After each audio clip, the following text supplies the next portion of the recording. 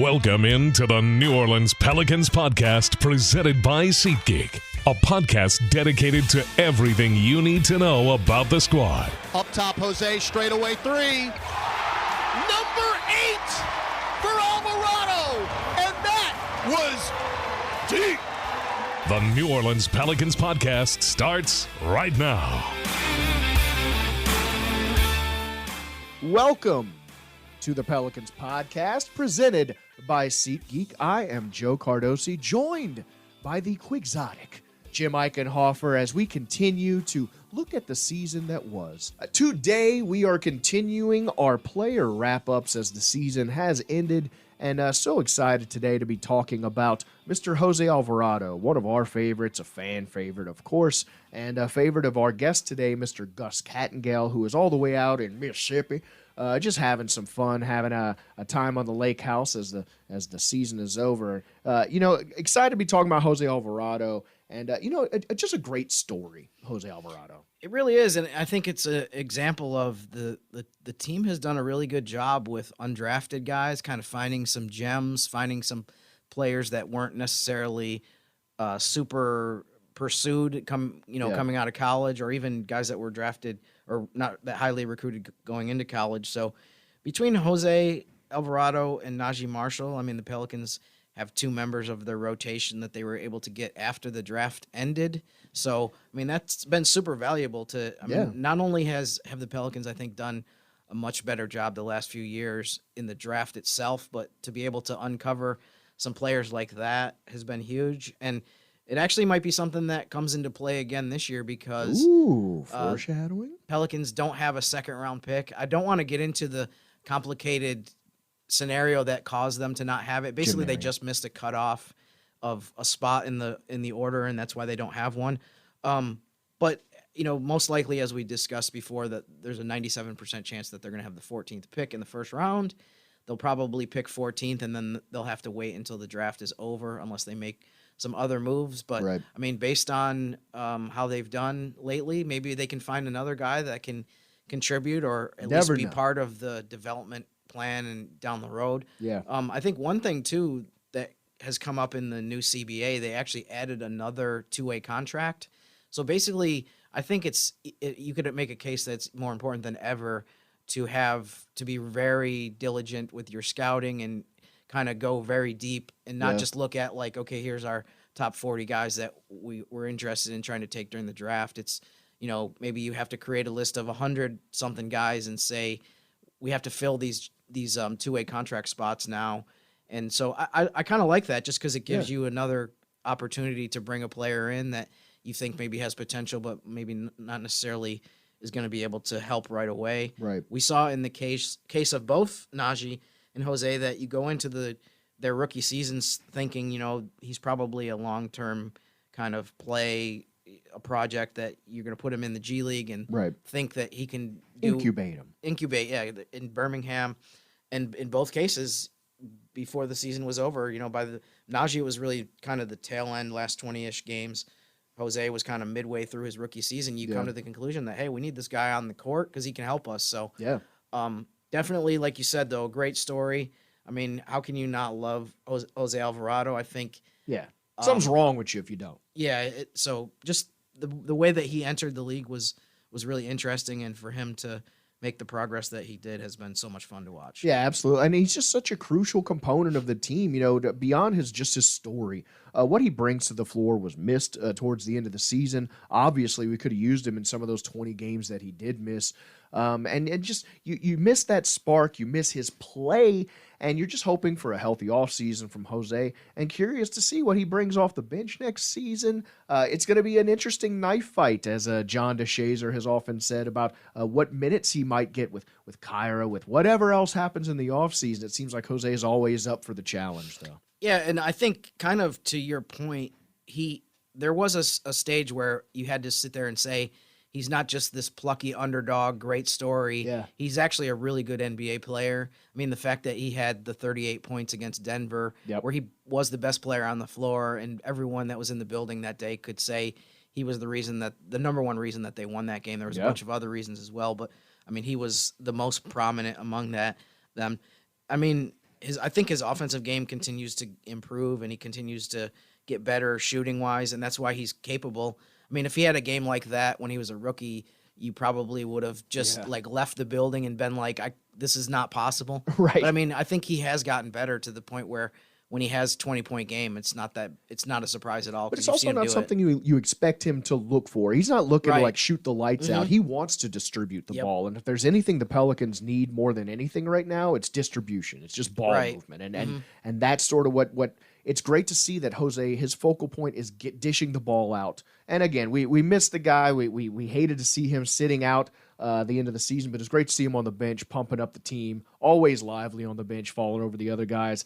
And another lively cat that we're going to get to, Mr. G-Cat, Gus Kattengell, our studio host. He is on vacation, but we're going to bug him. We're going to call him because it's never too much to talk about Jose Alvarado for him. It will be, in fact, a delight. So let's talk to Mr. Gus Kattengell. Joining us on the Pelicans podcast, I wish he was just conjoined to me like a twin because I feel like we're that close. Not Jim Eichenhofer. I'm talking about Mr. Gus Kattengell, radio host in the studio for every Pelicans game. I've been knowing him for eons and eons because I'm very old. Gus, how are you doing, man?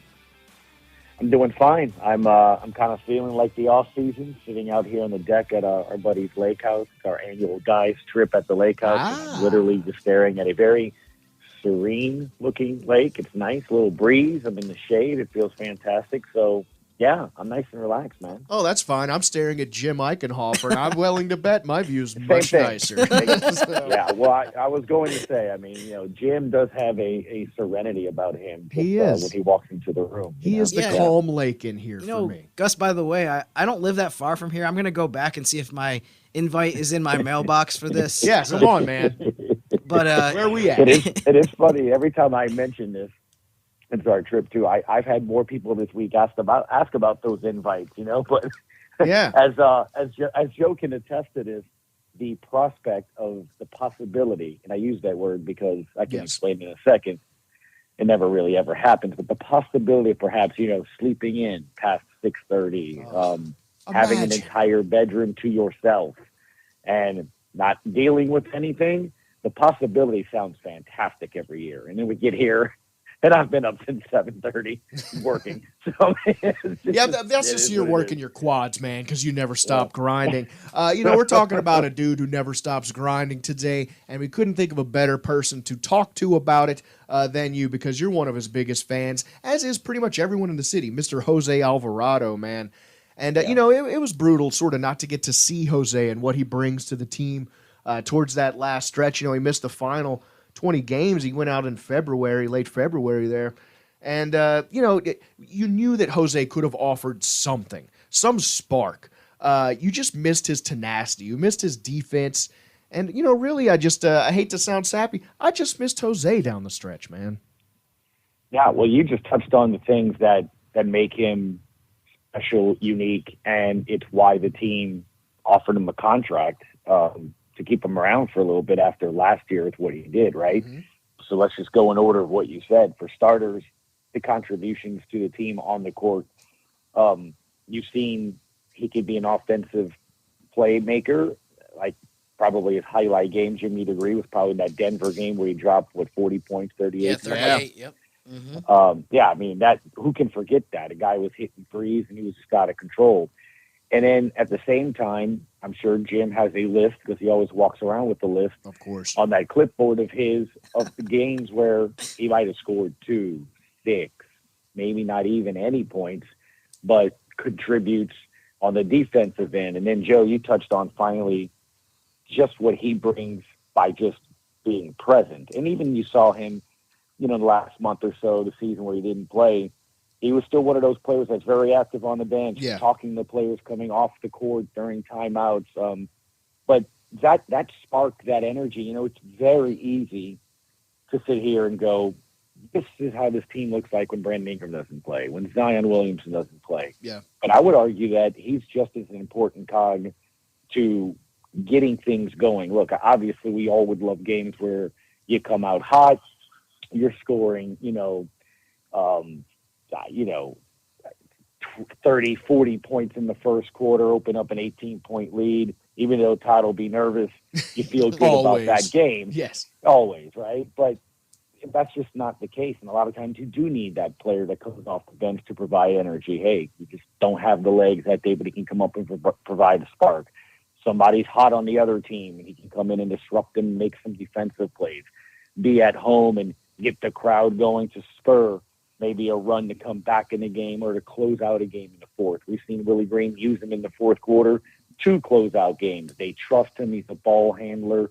You look at some of the losses towards the end of the season where turnovers, timely mistakes, not getting the offense in flow and moving. And, you sit there and wonder, man, if Jose would have been on the court, could the outcome have been different? And as we saw, guys, one game absolutely made a difference between the Pelicans being in a play-in game or, getting ready to play the best of 7 in the first round. By the way, guys, we did a recent podcast where Joe mentioned that in his phone he has me as the actually guy, and now you're accusing me of carrying a clipboard around. Yeah, I feel like this is not going well in terms of my reputation. It's lately. just Jim's naughty list, and it just changes what you consider to be naughty. Bad play is one of those. You're basically like Cliff Paul, aren't you? Yes. I mean, like in those commercials. I mean, you're Cliff Paul. You're just as important. This is getting worse. There's Chris, and then there's Cliff. This is getting worse. But anyways, back to Jose. I think one of the things that you talked about in terms of his playmaking was so huge in the last part of the season too, because as we know, I mean, we see this in the playoffs to even greater extent. You have to have guys that can do stuff off the dribble. And I feel like the stretch at the end of the year, sometimes, Brandon Ingram was really on his shoulders to do that. You have guys that can do it a little bit here and there. Trey Murphy improved as a ball handler, that kind of thing. But for the most part, I think that was where they missed Jose a ton. I mean, beyond the defense and beyond the spark off the bench, I mean, I thought you made a really good point, Gus, about how a lot of games you don't have it at the start. The team struggles. The starting lineup might not have their best stuff, and then he comes in and totally changes the game. But, I mean, how much do you think just having somebody that can create was huge? I mean, a lot of times I think in the last month or two, they would the offensive approach sometimes, because of they didn't have playmaking at the level that they needed, would be to just get the ball to Jonas down low and try to kind of start the offense from there. But, I mean, how big do you think that was as far as, I mean, just not having Jose to be able to get into the paint and dish off to guys? I would say he has a trust and a feel for the game that was needed too, right? I mean, as we stomach through watching the rest of these playoffs, you see playmaking is so important. It's being able to have players that have creativity and can just improvise. And I think it says a lot that Trey Murphy used him in his first dunk in the dunk contest. I mean, when you think about it, that's Trey's moment. All eyes on him. And the first dunk that he initiates, he has Jose Alvarado do the Grand Theft Alvarado thing, right? And kiss it off the glass. I mean, I think that speaks volumes, not only to his importance to the team, but that play is a Jose Alvarado play, right? So from the defensive end to kissing it off the glass and in doing that, I mean, how many times this season did we see him do alley-oops? Did we see him push the tempo, get the ball after a rebound or even a make, initiate a fast break and feed, the rest of the guys? So, yeah, Jim, to your point, I mean, it's impossible to not think that it would have made a difference in any of those games, whether it's Minnesota or whether it's even in the play-in game where, you're seeing Jonas have a certain quarter and then he doesn't have a shot in the quarter. You just kind of wonder if when he's in there in that third quarter, maybe he finds Jonas or something of that nature. So, or he brings it up to the attention of the staff or everybody that's on the court. So, yeah, I think he absolutely would have made a difference, man. It stinks. Yeah, just having no true point guard out there just sort of changed the dynamic of the team. Most of your assists were coming from forwards on the team, down that stretch. And you just honed it. Jose Alvarado and what he brings sort of off the court is what you were talking about. The trust for Trey to believe in Jose Alvarado, to share that big moment in the dunk contest with him. I think that's huge, and it sort of shows where he lies in the locker room. He's one of those glue guys that you know his value is worth way more than maybe his stats on a sheet, of course. And I got to say, that dunk contest assist was maybe one of my favorite Jose Alvarado moments of the season. I mean, what were some of your favorite moments of this season watching Jose? I mean, he's always going to bring something to any game he's in. You're always going to be aware of his presence, it seems like. I would think the two things that really stand out to me, and to kind of end your statement about what he brought, is obviously the highlight of that Denver game, where you saw that he had been working in the offseason to improve his shot, his three-point game. And he hit a lot of timely threes at times in the game. It may not have been a lot, but they were timely. You saw him just knock down shots if he got hot.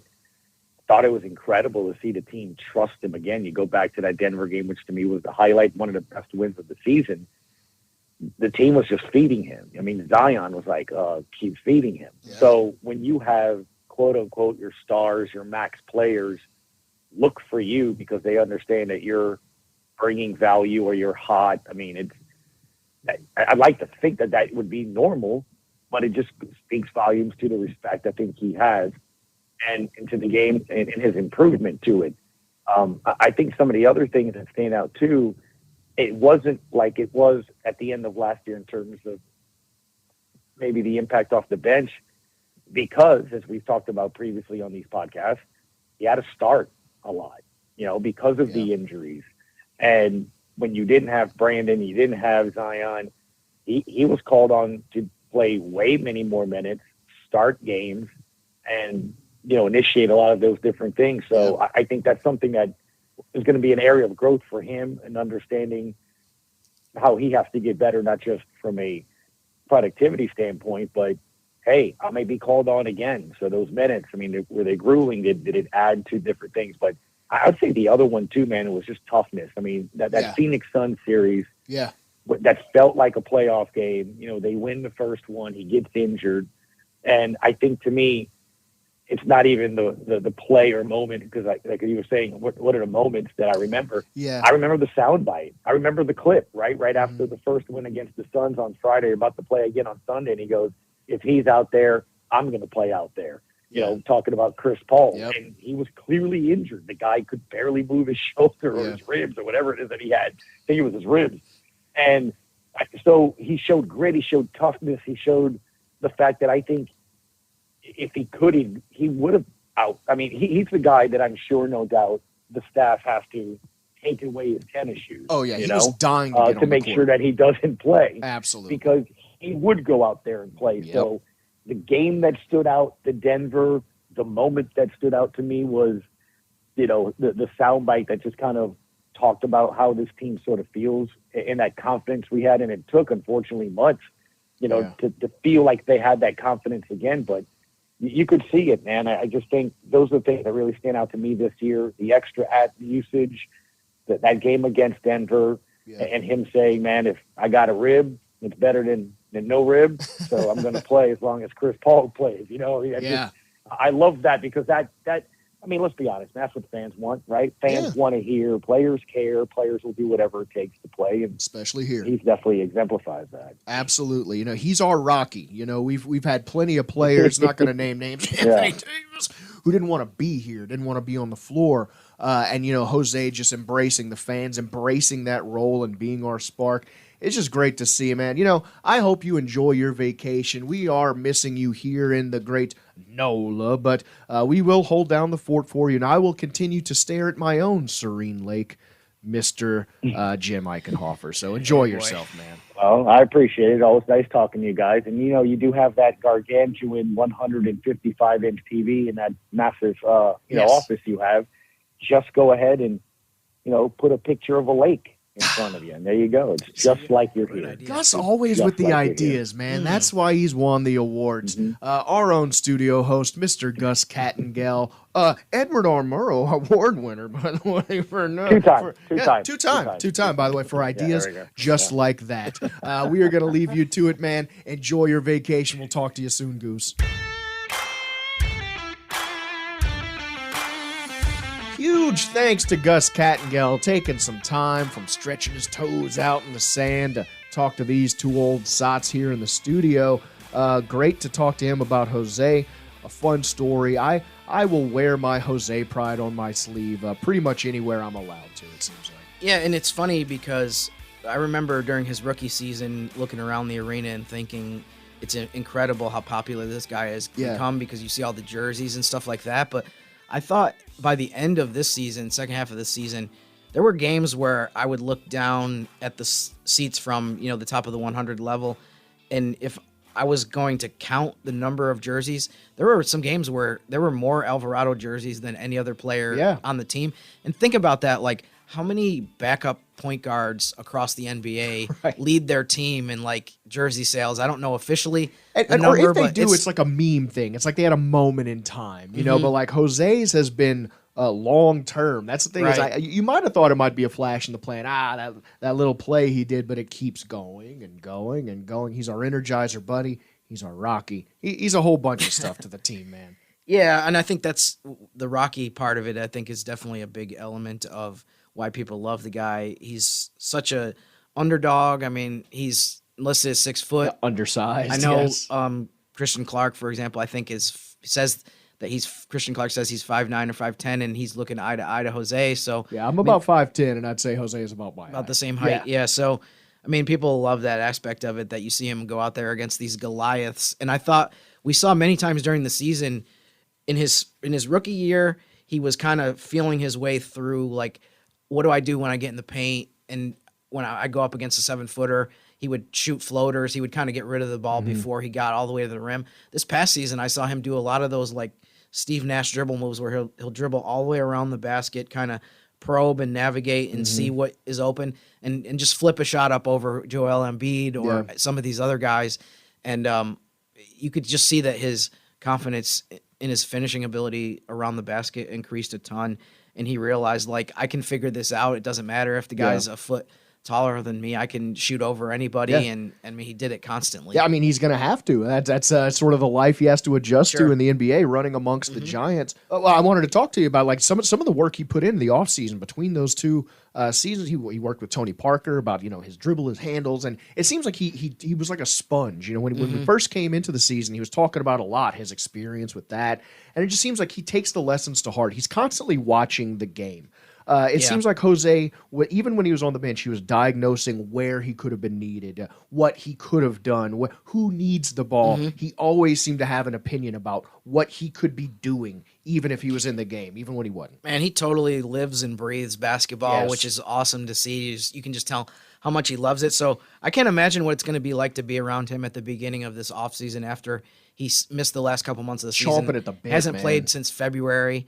And you have to tell him to slow down and practice. Like, hey, man, cool it a little bit. He mentioned that during his exit interview on April 14th that he was giving the training staff headaches because he was probably, I don't know, texting them, calling them, mailing them letters every 5 minutes. He was lobbying. He was trying to tell them, I'm fine, I'm good, I'm fine, I'm good. But, they had some other scans and stuff that said otherwise, trying to be careful. But Jose, of course, was the biggest proponent of himself getting back on the court. And unfortunately, he wasn't able to get back by that OKC game that ended the season. But, another thing, too, that I noticed during the year, and this kind of became a little bit more evident to me a little bit after the fact, but I think it wasn't just that he missed the last 20 games. It was also that during the stretch before that when he was sidelined, he was hobbled before hampered. That. Yeah, you could tell he needed to miss some time. A few people had mentioned to me that they noticed in some of the games, probably mostly in February, right before he had to be shut down, that he would land after a shot or after a layup and he would grab his leg a little bit or like kind of hold his leg. That wasn't something I noticed, from my vantage point. Well, Jose's not a big actor on the court. Right. He's like a BI who doesn't throw his head back to get a foul. So if Jose's reacting to something on the court, it's genuine. And you did see him sort of grabbing at stuff and limping, and it didn't seem like it was for show. And it's funny, too, this is also really something that I only noticed super in hindsight, was if you look at his minutes played right before he was shut down, it dropped a lot. He was playing like 20-plus minutes constantly, but in the last couple of weeks before he had to be sat, he had a bunch of games where he played in the teens. His last 3 games, he played 14, 15, and 15 minutes, which was a lot less than he had been before then. So just unfortunate, the fact that he missed a bunch of those games and was hampered before in some of the games that he did play. Yeah. So, but one thing that Gus mentioned too that I wanted to kind of add to, Jose had to start 10 games. The team actually was 6-4 in those games. So, I mean, he did really well. Yeah. And the team did well. They had a big win against the Mavericks earlier in the season with him as a starter. Huge one, yeah. They had a win against OKC with him as a starter. Toronto, they beat some pretty good teams. They actually beat OKC twice with him as a starter. So, just you wanted him to be in that backup role, but even when he did get elevated, he did a nice job, and the team was successful. Absolutely, and we just want to see more of Jose and just see that once he's been in the lab, once he's healthy, it's going to be fun to see him along with everyone. We just want to see a fully healthy Pelican squad. I know we keep repeating it. It seems like a simple request, but that's all we want. So we will be talking once again tomorrow to you. Our guest will be Aaron Summers, back once again in the building. We'll be talking about Larry Nance Jr., crucial component of the team himself. So don't miss it. Larry Nance Jr., always a fun soundbite, always a fun playmaker. So we will talk to Aaron Summers then, and we will talk to you then. Big thanks to Jim Eichenhofer, as always. Big thanks to Gus Kattengell for taking off his Tommy Bahama shirt to talk to us. And big thanks to you for listening to the Pelicans Podcast. Continue telling your friends and pals, hey, it's cool. Listen to the Pelicans Podcast. We appreciate it. So until tomorrow, go Pels! Thanks for listening to the New Orleans Pelicans Podcast, presented by SeatGeek. Join us 3 times per week on Pelicans.com, the Pelicans mobile app, or you can subscribe to the podcast on iTunes. We'll see you next time right here on the New Orleans Pelicans Podcast, presented by SeatGeek. Hey, you've reached Gus Kattengell. Sorry I was unable to take your phone call. Leave a message, and I'll get back to you as soon as I can. Thanks. Oh, I'm Gus Kattengell, doing my radio voice on my voicemail. This is the Pelicans Podcast. You knew we were calling you. We're gonna find you. We'll call you back in a few.